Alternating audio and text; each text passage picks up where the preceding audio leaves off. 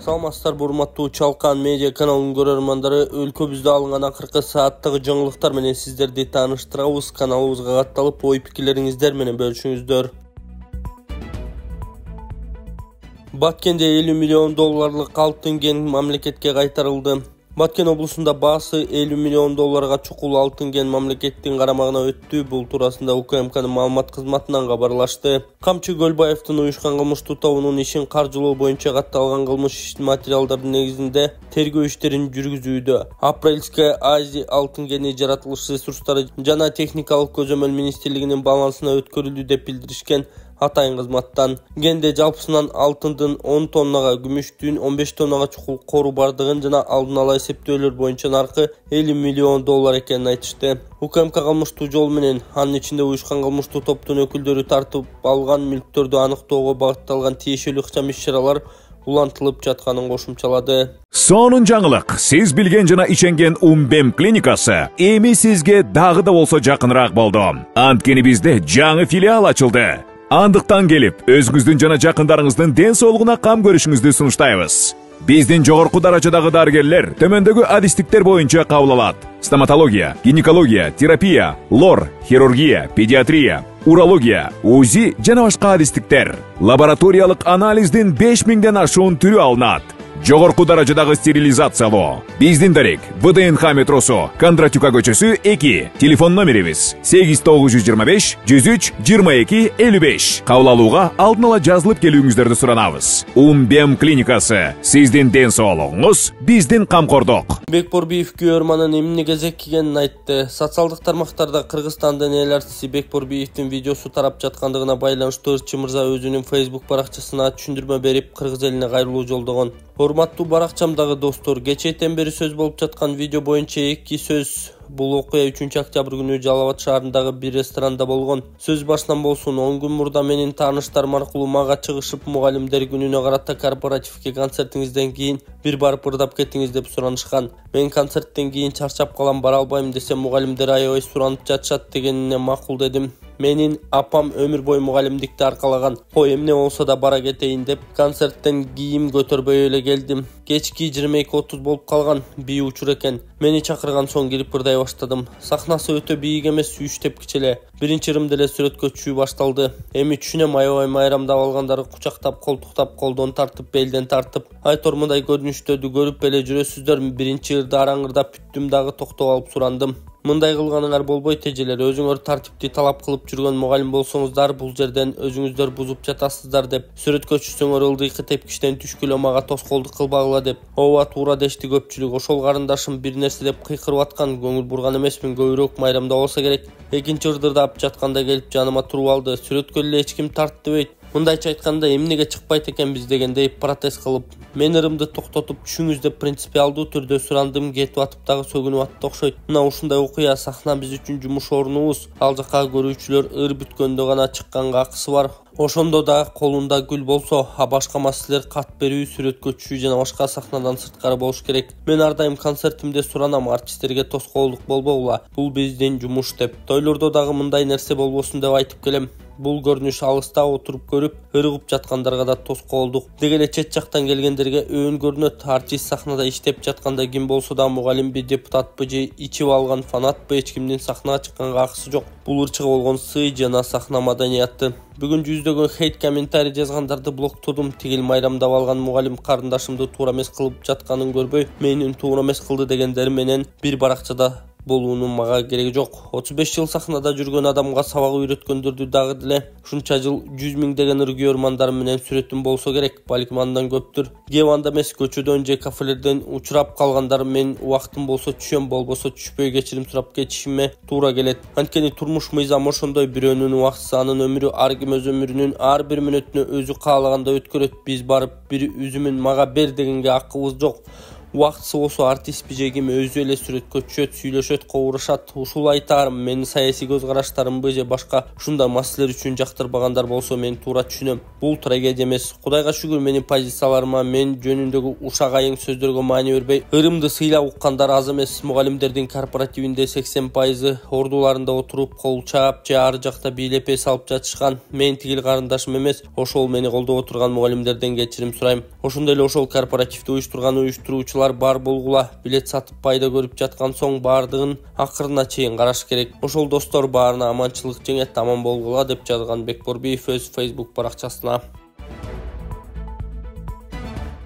Ысык көлдө селден жабыркагандарга үйлөр курула баштады. Ысык көл районунун Темир айылында селден жабыркагандарга үйлөр курула баштады. Бул тууралуу архитектура, курулуш жана турак жай коммуналдык чарба мамлекеттик агенттигинен билдиришти. Маалыматка ылайык, министрлер кабинетинин тапшырмасы менен Ысык көл районунун Тамчы айылына МАМ курулуш тарабынан Royal Safa уюмунун демөөрчүлүгү менен 5 турак үйдүн курулушу башталды. Эскерте кетсек, министрлер кабинетинин кезектеги жыйынында 2024-жылдын август айында селден жабыркаган Ысык көл районунун Садрак айыл аймагына караштуу Темир айылынын тургундарын көчүрүү чечими кабыл алынган. Чечим Темир айылынын тургундарынын коопсуздугун камсыздоо жана жашоо шарттарын жакшыртууга багытталган. Ал жарандарды коопсуз аймактарга көчүрүү жана аларга керектүү жардам жана колдоо көрсөтүүнү камтыйт.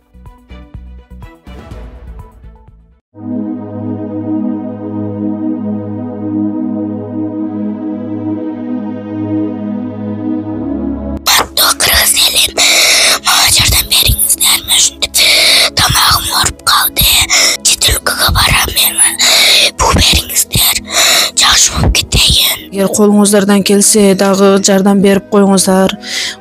Өтө оор шарттабыз. Азырда дам кысылып, тезирээк барып операция кылдырышыбыз керек. Чет өлкөгө $45,000 сурап атат.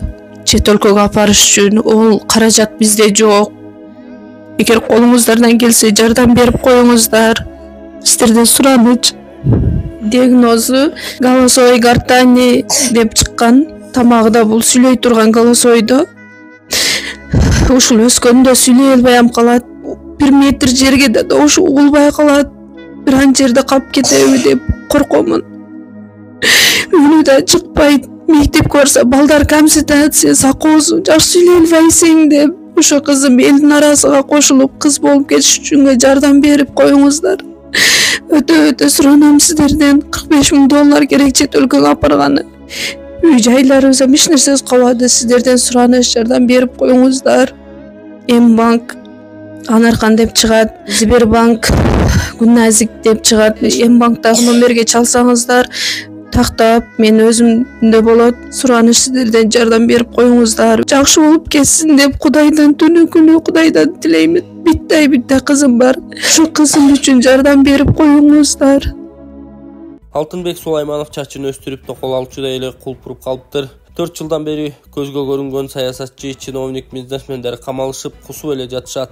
Кайра кайталангандарды санабай эле коелу. Баш калкалоо издешип качып кеткендер канча? Мындай жагдайда өзгөчө инсанга токтолуп, азын оолак баа берели. Маселен, Алтынбек Сулайманов эч кандай кылтакка илинген жок, себеби ал бизнестен саясатка демдүү келип, парламентте таасир жаратып, бир канча рет депутат, фракция лидери да болгон.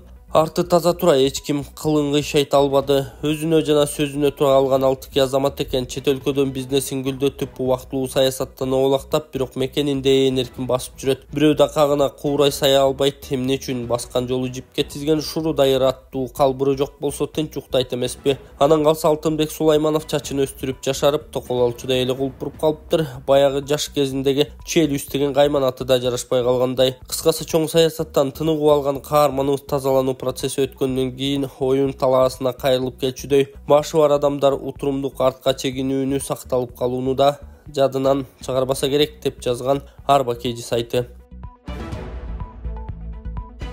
Икрам Илмиянов ийленсе, Сооронбай Жээнбековдун жан жөөкөрү президенттик аппараттын мурдагы орун басары Алмамбет Салиев камакка алынды. Жер казналарын мойсогонуу, мыйзамсыз баюу айыпталганы ачыкталбаса да белгилүү. Убагында бул эр кул күч органдарына куратор болуп, акылдын жетишинче тайраңдаган эле. Эми азабын тартууда. Биз салыштыруу менен адамдарга баа бере алабыз. Мисалга Алмамбет Салиевке караганда Икрам Илмиянов 7 жыл мамлекетти майкандаганын кантебиз? Алмазбек Атамбаевдин ишенимине кирип алып, күч органдарынан сырткары бажы, салык тармактарын ошол эле кен байлыктарды тескөөнү колго алып, кайсы жерден кызарганды көрсө басып калчу эмес беле? Мындайча айтканда, вице-президент эле өлкөнү калчаганы жашуун эмес. Чиновниктердин баары Икрамга жүгүнүп турушчу, кыйла доорду сүргөн, кылмышы да ошого жараша болсо керек. Тилекке каршы Соке бийликте турганда Илмиянов жеңичинен сүйлөшүү аракетинде арзыбаган кылмыш иши аркылуу коомчулуктун көзүн будамалай жазадан жеңил кутулуп кеткен. Алдамчылык беренесине айыпталганы күлкү келтирет эмеспи? Көшөгө артынан Сокеге берчүсүн берип мант бергенби? Азыр заман башка, мамлекеттин эсебинен байыгандар чекесинен жазалануу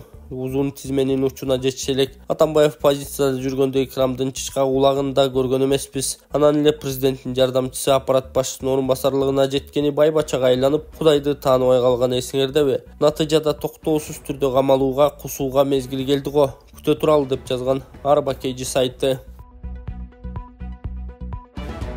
Осман Airlines'тын учагы Баткенге алгачкы каттамын аткарды. Бишкек-Баткен багыты боюнча биринчи жолу учкан Осман Airlines мамлекеттик авиакомпаниясынын учагы Баткен шаарына коонду. Президенттин Баткен облусундагы өкүлчүлүгүнөн билдиришкендей, учактын алгачкы каттамын Баткен облусунун башчысынын биринчи орун басары Маруфхан Тулаев баш болгон жергиликтүү жетекчилер салтанаттуу тосуп алышкан. Ички каттамдар боюнча учуп жаткан учак бүгүнтөн тарта Баткен облусуна уча баштады. Жаңы учак менен Баткенге 80 жүргүнчү келген. Мындан ары бул учак жуманын шейшемби күнү Разаков шаарына, бейшемби күнү Баткен шаарына каттайт. Атамекендик авиакомпаниянын ишке кириши, мамлекеттик учактын каттамга коюлушу, авиакаттамдардын көбөйүшү менен билет бааларынын арзандашын шарттап, Бишкектен 1000 чакырым алыстыкта жайгашкан Баткен облусунун элин муктаждыгын жеңилдетти деп белгилешти өкүлчүлүктөн.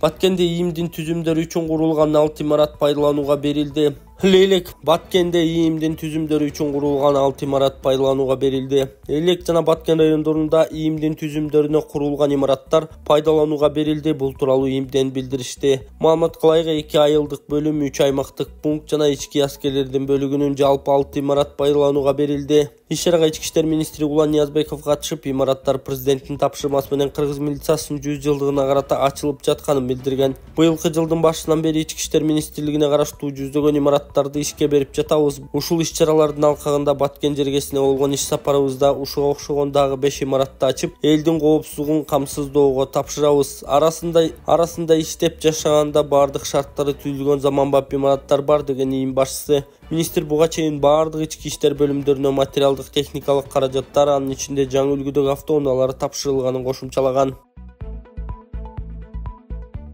Ысык-Көл облусу Томск аймагы менен боордош болду. Кыргызстандын Ысык-Көл облусу менен Россиянын Томск облусу боордош аймактардан болушту. Бул туурасында Кыргызстандын Тышкы иштер министрлиги кабарлады. Маалыматта бул Кыргызстандын Новосибирск шаарындагы башкы консулдугунун көмөгү менен ишке ашкандыгы айтылат. Президенттин Ысык-Көл облусундагы кармактуу өкүлү Уланбек Далиев жана Томск облусунун губернатору Владимир Мазур соода-экономикалык, илимий-техникалык, гуманитардык жана башка чөйрөлөрдө кызматташуу жөнүндөгү макулдашууга кол коюшту. Мындан тышкары алар 2026 жылга чейин өнөр жай жана соода, эл чарба, илим жана техника, билим берүү, саламаттык сактоо, маалыматтык технологиялар, маданият жана искусство, туризм жана башка тармактарда кызматташтыкты активдештирүү тууралуу жол картасына дагы кол коюшту деп айтылат маалыматта. Кол коюу аземи видео байланыш форматында өткөн. Документ негизинен 2 региондун бизнесине маалыматтык көмөк көрсөтүп, айыл чарба жана тамак аш продукцияларын, ошондой эле ветеринария үчүн дары-дармек препараттарын экспорттоого мүмкүнчүлүк берет. Региондордун маданият күндөрүн өткөрүү, түз авиакаттамдарды ишке киргизүү да каралмакчы. ТИМдин маалымат кызматы Талас облусу менен Алтай Республикасынын ортосундагы боордоштук байланышты ишке ашыруу үчүн керектүү документтер даярдалып жатканын да кошумчалады. Акылбек Жапаров Ошто Папанчакан ГЭСин курууга капсула салды. Министрлер кабинетинин төрагасы Акылбек Жапаров Ошто Папанчакан ГЭСин курууга капсула салды. Бул тууралуу өкмөттүн маалымат кызматы кабарлады. Жапаров ГЭСтин кубаттуулугу 25 мегаватт экенин, жылына орточо 103 миллион киловатт-саат электр энергиясын өндүрө турганын айткан. Инвестициянын суммасы $27 миллион. Ал Папан суу сактагычына чаккан ГЭСти куруу өлкөдөгү энергетикалык көз карандылыкты алдын алууга багытталган стратегиялык дагы бир кадам экенин белгилеген. Биз касиеттүү Сулайман тоонун этегинде жайгашкан Ош шаарынын суу менен камсыз кылган Ак Буура дарыясында ГЭС курган жатабыз. Ушул дарыянын аталышы эле анын күч кубатын билдирип турат. Элибиз байыртан бери билип келген жаныбарлардын эң күчтүүсү, эң кубаттуусу Төө болгон. Анын ичинде эң күчтүүсү Буура болгон. Ошол Буурадай болуп толкуп ташкан дарыяны суктанып убагында биздин залкар акыныбыз Аалы Токунбаев дагы жазган. Ошондой эле бул жаныбарды өзүнүн чыгармасында Чыңгыз Айтматов дагы жазган. Эми ошол күч кубаттын баарын электр энергиясына айлантып, элибиздин бакубат турмушуна өбөлгө болсун деген ниет менен биздин азыркы аракет болуп жатат деген Жапаров. Чакан ГЭС курулуп жаткан Папан ирригациялык суу сактагычы Катар массивинин жанындагы Ак Буура дарыясынын өрөөнүндө Папан капчыгайынын эң кууш жеринде жайгашкан. УКМК балыкчынын мурдагы смотрящийи Сапага түшүндүрүү иштерин жүргүздү.